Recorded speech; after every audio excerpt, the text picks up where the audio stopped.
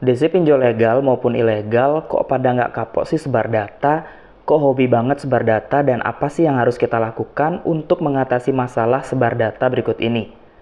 Sekarang kita akan cari tahu dulu alasannya kenapa DC itu mau sebar data. Pinjol itu mau sebar data dan apa sih yang menyebabkan mereka kok rasanya tidak takut dengan OJK? Padahal kan mereka pinjol legal, kalau pinjol ilegal sudah pasti mereka nggak peduli. Tapi kenapa kok ada juga banyak yang mengeluh bahwa pinjol legal ternyata juga sebar data? Bener nggak sih?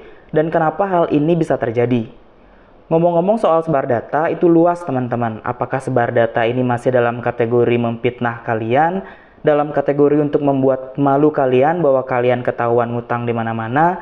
Ataukah sebar data ini sampai ke level titik yang paling parah? Yaitu data kalian dipakai untuk melakukan penipuan ke orang-orang.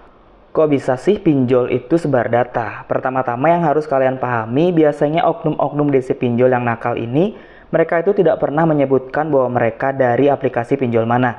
Inilah kenapa mereka bisa berani, kenapa mereka mau dengan terang-terangan melakukan penyebaran data. Contoh sederhananya adalah mereka menghubungi orang terdekat kalian, teman kalian, padahal kalian tidak pernah memasukkan mereka ke dalam daftar kontak darurat. Sebenarnya oknum DC ini sedang melakukan penipuan atau fitnah dan bilang ke teman atau orang terdekat kalian bahwa kalian menggunakan nama mereka sebagai jaminan atau sebagai kontak darurat. Ini penting sekali teman-teman, biasanya oknum yang melakukan penipuan-penipuan seperti ini tidak menyebutkan nama pinjolnya. Sekarang cara mengatasinya adalah mau nggak mau kita harus pancing mereka untuk menyebutkan nama pinjolnya. Sehingga ini akan menjadi bukti bagus buat kita untuk melaporkan mereka kepada pihak yang berwajib, kepada OJK ataupun kepada pinjol yang bersangkutan.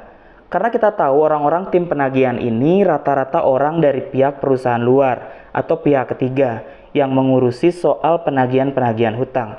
Karena pinjol sendiri saya rasa agak berat jika mereka harus menghandle sendiri proses penagihannya.